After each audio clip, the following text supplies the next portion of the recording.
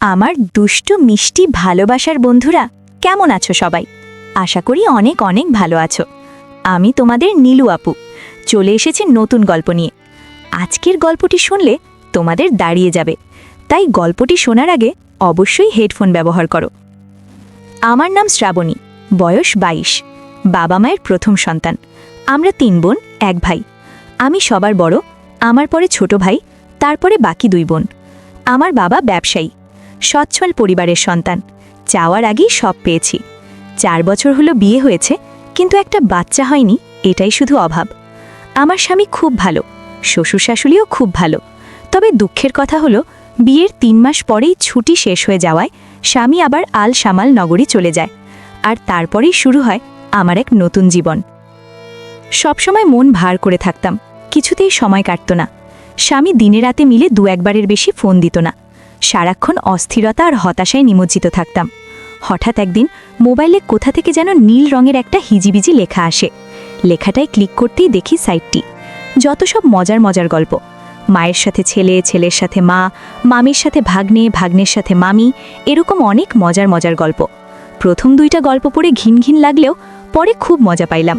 তারপর ধীরে ধীরে বাংলা গল্প পড়ার অভ্যাস হয়ে গেল। সারাদিন শ্বশুর শাশুড়ির সেবা যত্ন, ঘর সংসার সামলানো, নিয়ম করে স্বামীর সাথে মোবাইলে কথা বলা, আর রাতে শুয়ে শুয়ে গুপ্ত কাহিনী জগৎ নামক বাংলা গল্প পড়ে বাড়ির নিজস্ব গাছের কালো বেগুন দিয়ে সান্ত্বনা এখন আমার নিত্যদিনের কাজ। গল্প পড়তে পড়তে মনটাও ভিতরে ভিতরে চুট্টি হয়ে গেল।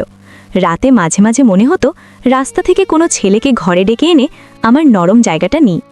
এভাবে গল্প পড়ে সময় কাটানোর কিছুদিন পর হঠাৎ একদিন আমার জীবনে এলো এক সুপুরুষ। হাসি আর ঠাট্টার ছলে নিজের অজান্তেই জড়িয়ে পড়ি।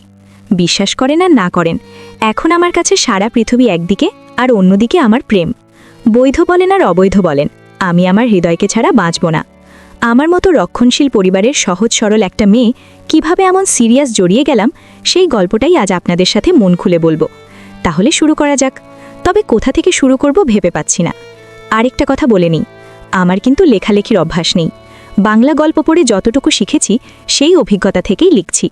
সবসময় অন্যের লেখা পড়ি, তাই ভাবলাম আজ নিজের একটা গল্প সবার সাথে শেয়ার করি। গল্পের নায়ক বলেন আর খলনায়ক বলেন, তার নাম রিশান।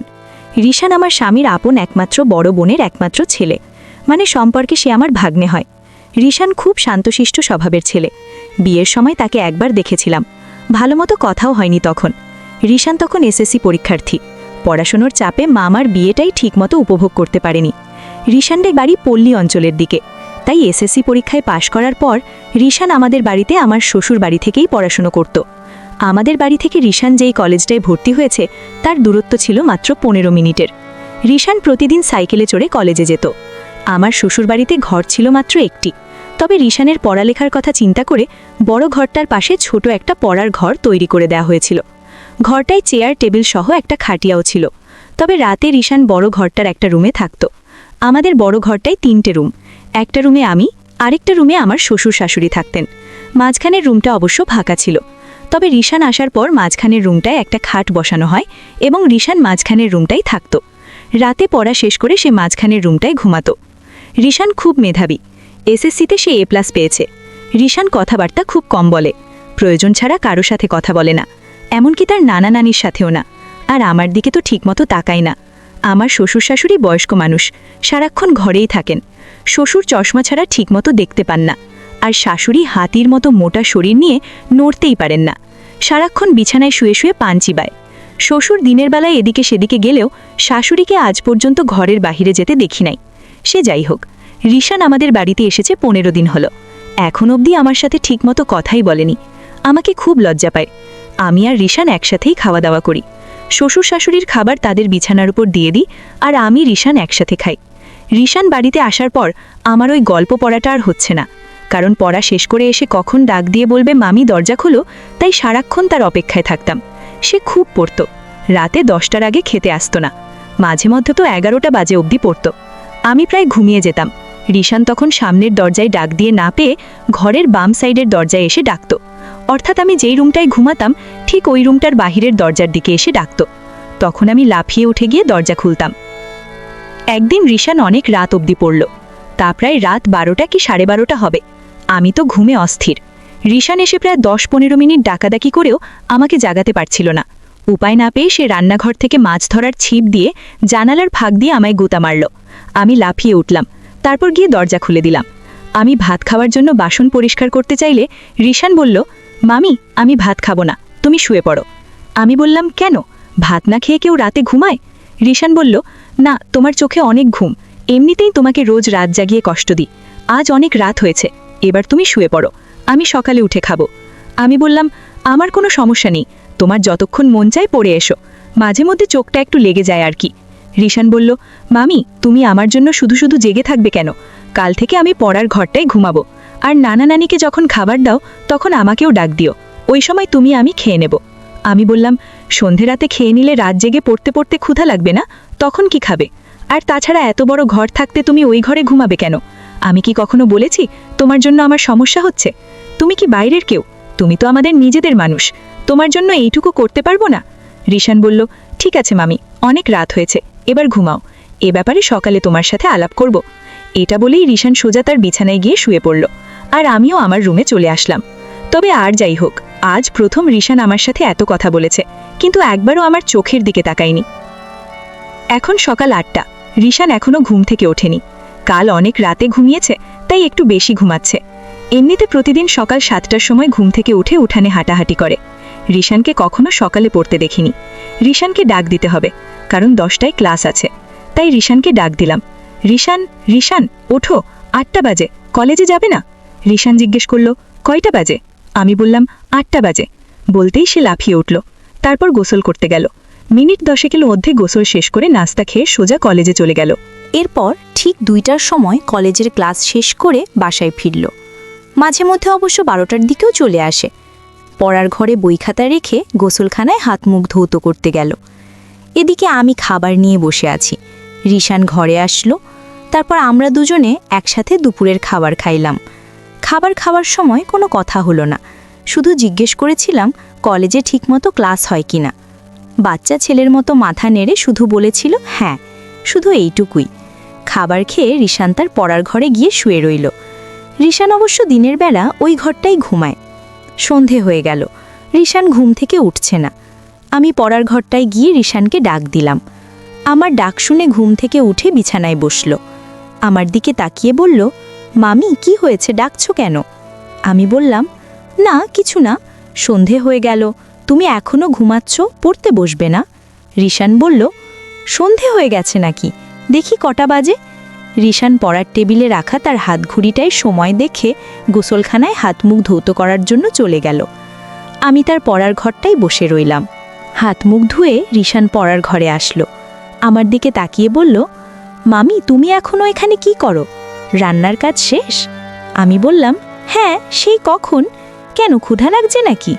রিশান বলল, আরে না, কি যে বলো, এই সন্ধ্যের সময় ক্ষুধা লাগে নাকি? তবে চা হলে ভালো হতো। আমি বললাম, চা পাতা মনে হয় ঘরে নেই, কাল থেকে তোমাকে চা করে দেব। রিশান বলল, ঠিক আছে। আমি বললাম, ঠিক আছে এখন যাও, আমি পড়তে বসবো। রিশান বলল, আচ্ছা বাবা, তুমি মনোযোগ দিয়ে পড়ো, আমি গেলাম। আমি আমাদের বড় ঘরটায় চলে আসলাম। ঘণ্টা 2 পরে শ্বশুর শাশুড়িকে রাতের খাবার দিলাম। শ্বশুর শাশুড়ি খাচ্ছেন, আমি পাশেই বসে আছি। হঠাৎ শ্বশুর বললেন, বৌমা, রিশান ঠিকমতো পড়ালেখা করে তো, তুমি একটু খেয়াল রেখো। আমি বললাম, বাবা আপনি কোনো চিন্তা করবেন না, রিশান খুব ভালো ছেলে, তাকে পড়ার জন্য বলতে হয় না, সে নিজেই নিজের পড়া শেষ করে নেয়। শ্বশুর বললেন, তা জানি, কিন্তু তারপরেও আমাদের দায়িত্ব আছে না?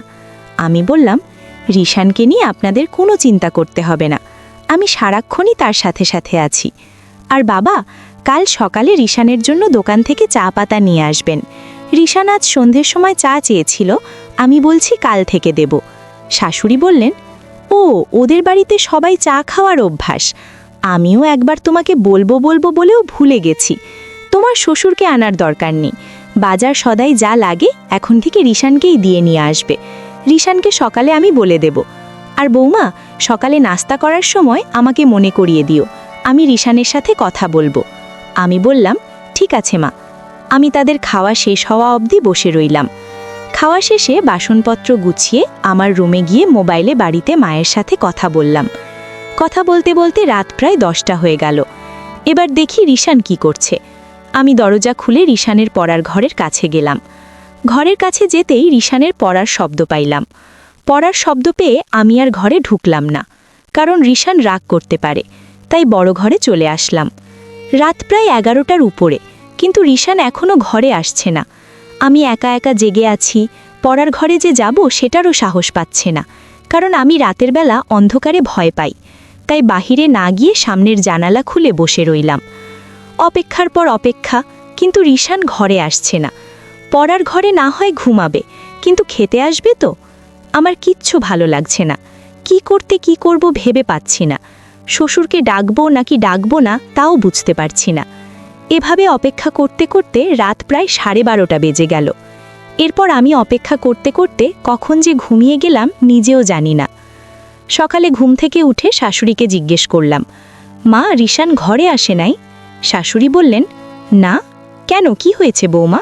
আমি বললাম, না কিছু না মা, রিশান কাল রাতে বড় ঘরে আসে নাই, পড়ার ঘরেই ঘুমাইছে। আমি অনেক রাত্র পর্যন্ত অপেক্ষা করে কখন যে ঘুমিয়ে পড়েছি নিজেও জানি না। শাশুড়ি বললেন, কি বলো বৌমা, রিশান পড়ার ঘরে ঘুমাবে কেন? এই ঘরে কি তার সমস্যা হয়?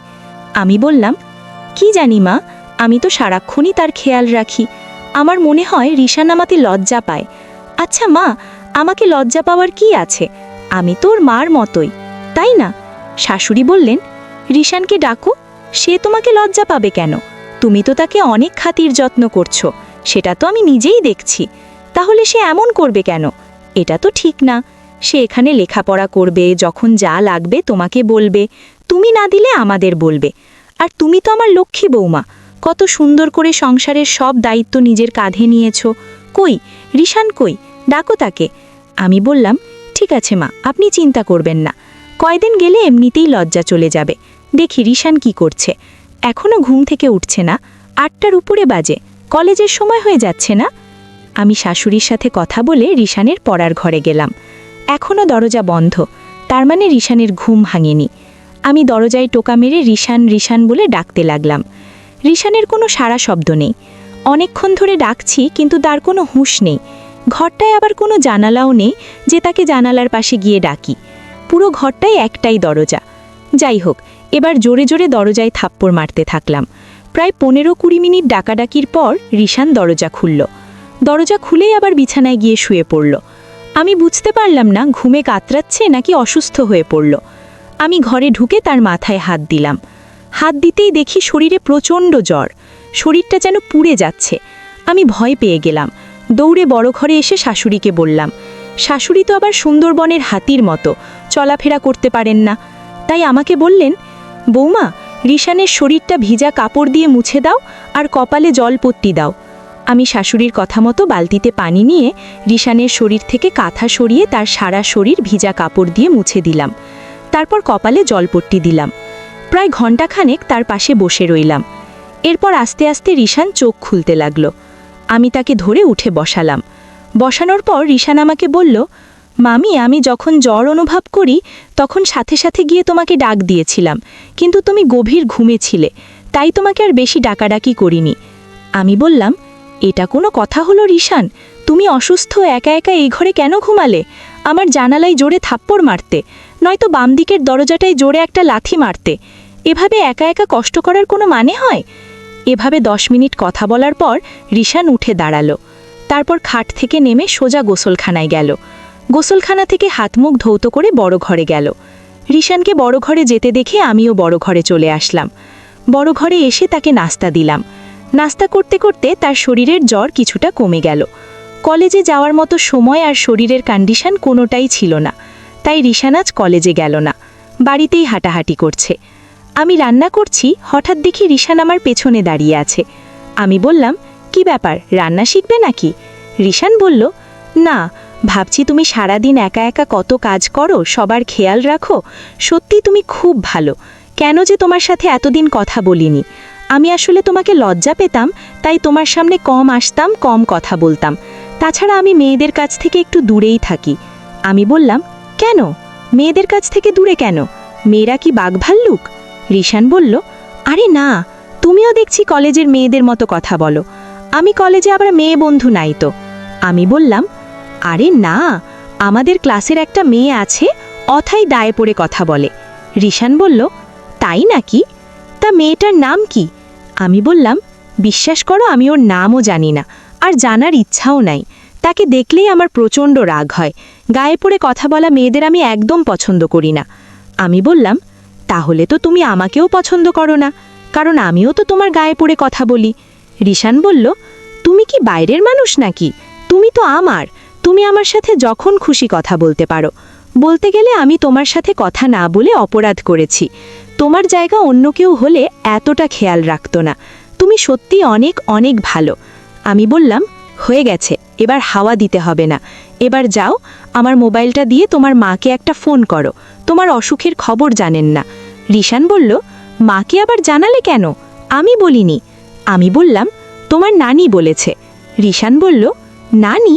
এই নানিকে নিয়ে আর পারলাম না, সব কিছুতেই বাড়াবাড়ি করে। রিশান আমার রুমে চলে গেল। আমি রান্না শেষ করে গোসলখানায় গেলাম। গোসল শেষ করে শ্বশুর শাশুড়িকে দুপুরের খাবার দিয়ে আমি আর রিশান একসাথে খাবার খাইলাম।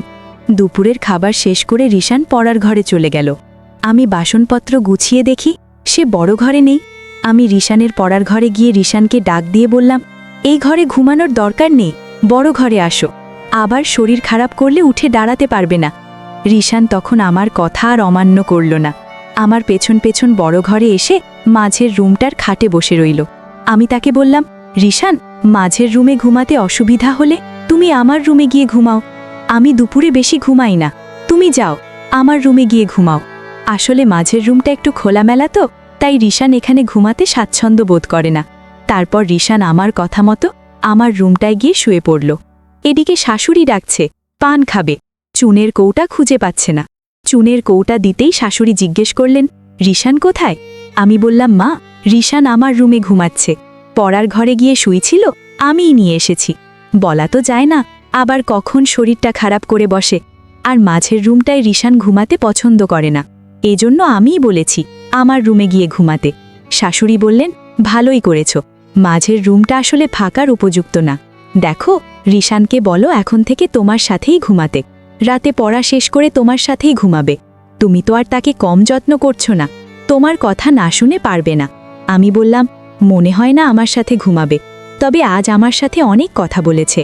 এতদিন তো শরমে কথাই বলেনি, আজ মামির সাথে খুব কথা বলেছে। শাশুড়ি বললেন, বলেছিলাম না, কয়েকদিন গেলে ঠিক হয়ে যাবে। আর তুমি যেই খাতির যত্ন করছো, ওর মা চেয়ে কম না। আমি বললাম, কে বলেন মা? রিশান তো আমাদের ছেলের মতোই। তাছাড়া রিশানের মামা রিশানকে অনেক ভালোবাসে, প্রতিদিনই ফোনে রিশানের খোঁজ খবর নেয়। রিশানকে কি আমি যত্ন না করে পারি? শাশুড়ি বললেন, না রে মা, তোর মতো বউ পাওয়া ভাগ্যের ব্যাপার। এই বলে শাশুড়ি প্রায় কেঁদে দিলেন। আমি চলে আসলাম আমার রুমে। এসে দেখি রিশান ঘুমায়নি, মোবাইলে গেমস খেলতাছে। আমি বললাম, গেমস খেলার দরকার নেই, রাতে জ্বরের জন্য ভালো মতো ঘুমাতে পারোনি, এখন একটু ঘুমাও। রিশান বলল, তুমি কি করবে? তুমি ঘুমাবে না? আমি বললাম, না, আমি ঘুমাবো না, আর ঘুমালেও সমস্যা নেই, খাট তো আর ছোট না, তোমার পেছনে শুয়ে পড়ব। রিশান বলল, আমি কারোর সাথে ঘুমাই না, আমি একা একা ঘুমাতেই পছন্দ করি। তাছাড়া আমার ঘুমের স্টাইল ভালো না, ঘুমের মধ্যে হাত পা কখন কোথায় যায়নি নিজেও জানি না। আমি হেসে বললাম, হাত পা আর কোথায় যাবে, এই রুম ছেড়ে তো আর যাবে না। রিশান, তুমি তো দারুণ কথা জানো, হাসতে হাসতে তুমি খুব মজার মানুষ, তোমার মনটা অনেক ভালো। রিশান বলল, এত ভালো ভালো বলা লাগবে না, এবার ঘুমানোর চেষ্টা করো, তোমার অমত থাকলে আমি মাঝের রুমে গিয়ে ঘুমাই। রিশান বলল, না, সমস্যা নেই, আমার চোখে এত ঘুম নেই এখন, তুমি সারাক্ষণ কাজকর্ম করো, তোমার এখন একটু বিশ্রাম দরকার, তুমি ঘুমাও, আমি সাইলেন্স মুডে তোমার মোবাইলটা একটু গেমস খেলি। আমি বললাম, আচ্ছা, তুমি গেমস খেলো, আমি ঘণ্টাখানি ঘুমাই। এই বলে আমি ঘুমিয়ে পড়লাম। ঘুম থেকে উঠে দেখি রিশান নেই। ঘরের বাহিরে গিয়ে দেখি উঠানে হাঁটতাছে, সন্ধ্যাও ঘনিয়ে আসছে। এর মধ্যে আমি রান্নাঘরে গিয়ে রিশানের জন্য নুডলস বানালাম। রিশান নুডলস দেখে খুব খুশি। তারপর নুডলস খেয়ে পড়ার ঘরে গিয়ে পড়তে বসল। ঘণ্টাখানি পড়ার পর আমি গিয়ে তাকে নিয়ে আসলাম। বললাম, আজ আর এত পড়ার দরকার নেই, শরীর ভালো হলে কাল থেকে আবার পড়া শুরু করবা। রিশান আমার সাথে বড় ঘরে চলে আসলো। রাতের খাবার খেয়ে ওঠার আগেই শাশুড়ি রিশানকে ডাকল, রিশান, রিশান। রিশান বলল, আসছি নানি, কি হয়েছে ডাকছো কেন? রিশানের নানি বললেন, ওই ছোট ঘরটা বানিয়েছি তোর পড়ার জন্য, থাকার জন্য না। মাঝের রুমটায় ঘুমাতে না পারলে তোর মামির সাথে ঘুমা। তোর মামিকে কি তোকে মুরব্বীদের কথা শোনাতে হয়? শুধু লেখাপড়া করলে হয় না, আদব কায়দাও শিখতে হয়। রিশান বলল, ঠিক আছে, তুমি ঘুমাও, আমি মামির সাথেই ঘুমাবো। শাশুড়ির সাথে কথা বলে রিশান যখন মাঝের রুমের খাটে বসল, ঠিক তখনই হঠাৎ তার শরীরটা আবার আগুনের মতো গরম হতে লাগল। শরীরটা যেন পুড়ে যাচ্ছে। রিশান মামি মামি বলে ডাকতে লাগল। আমি আমার রুমে ছিলাম, দৌড়ে গেলাম রিশানের কাছে। আমি বললাম, কি হয়েছে রিশান? রিশান বলল, মামি দেখো, আমার শরীরটা আবার গরম হয়ে যাচ্ছে, শরীরটা যেন কাঁপছে। আমি বললাম, ঠিক আছে বাবা, তুমি বসো, আমি তোমার শরীরটা ভিজা কাপড় দিয়ে মুছে দিচ্ছি। আমি শাশুড়িকে বললাম, মা, রিশানের আবার খুব জ্বর এসেছে, শরীরে আগুন ধরার অবস্থা, কি করব? শাশুড়ি বললেন, শরীরটা মুছে দাও, আর দেখো তোমার শ্বশুরের ওষুধের কৌটায় প্যারাসিটামল ট্যাবলেট আছে, একটা খাইয়ে দিয়ে তোমার সাথে নিয়ে সরে দাও। রাতে জ্বর না কমলে সকালে ডাক্তারের কাছে নিয়ে যাইও। আমি শাশুড়ির কথা মতো তাই করলাম। আমার রুমে নিয়ে খাটে শোয়াইয়া তার সারা শরীর ভিজা কাপড় দিয়ে মুছে দিলাম। রিশান জ্বরে খুব কাঁপছে দেখে আলমারি থেকে একটা কম্বল নামিয়ে দিলাম। আমি আর রিশান পাশাপাশি শুয়ে রইলাম। আমি রিশানের মাথায় হাত বুলাতে লাগলাম। জ্বরে রিশানের শরীর ভূমিকম্পের মতো কাঁপছে। তার কাঁপুনি দেখে আমি তাকে ধরলাম। তারপরেও যেন কাঁপুনি থামছে না। অনেকক্ষণ পর কাঁপুনিটা একটু কমেছে। এবার তার চোখে একটু ঘুমও দেখা যাচ্ছে। এদিকে আমার চোখেও ঘুম এসে গেছে। আমি রিশানের মাথায় হাত বুলাতে বুলাতে কখন জানি ঘুমিয়ে গেলাম। গভীর রাতে রিশানের জ্বর আবার বেড়ে যায়, কিন্তু আমি টের পাইনি। জ্বরের কাঁপুনিতে রিশান আমাকে ধরে। রিশান যখন আমাকে ধরেছিল, সম্ভবত আমার পরনের কাপড় এলোমেলো ছিল, উপর কাপড় ছিল না। রিশান ছিল নয়া যুবক একটা ছেলে। তার ইচ্ছার বিরুদ্ধেই তার শক্ত হয়ে যায়। ধীরে ধীরে চাহিদা বেড়ে যায়। নিজেকে সামলাতে না পেরে অবশেষে সে আমার থাকে। আমি প্রথম কোনো কিচ্ছু টের পাইনি। রিশান যখন আমার উপর চড়ে বসল, তখন আমি টের পাইলাম। কিন্তু রিশানের চাহিদা বুঝতে পেরে আমি আর কিচ্ছু বললাম না, জেগেও ঘুমানোর ভান করলাম। তবে একটা কথা সত্য, এতদিন আমি যা করেছি বলেছি না। কেন আমি রিশানকে কখনো খারাপ চোখে দেখিনি? রিশান আসার পর আমার রুটিনই চেঞ্জ হয়ে দিয়েছিল। আমি গল্প পড়াও বন্ধ করে দিয়েছিলাম। জানি না কেন, তবে রিশানকে নিয়ে আমার কোনো ওই মানসিকতা ছিল না। তার প্রতি আমার যতটুকু দায়িত্ব কর্তব্য ছিল, আমি তার সবটুকুই পালন করার চেষ্টা করেছি। প্রত্যেকটা মেয়েরই চাহিদা থাকে, তাই বলে সব জায়গায় সবার সাথে সবকিছু করে না, ভাবেও না। যাই হোক, আমি ঘুমের ভান করে রইলাম। এদিকে রিশানের চাহিদা বেড়েই চলছে, খোলার চেষ্টা করছে, কিন্তু বয়স কম, আগে কখনো এসব করেনি, তাই খুলতে পারছে না। খুলতে না পেরে উপর দিয়েই আমার দুটো শুরু করলো। বন্ধুরা, প্রতিদিন এরকম গল্প পেতে চ্যানেলটি সাবস্ক্রাইব করে আমাদের সাথেই থাকুন।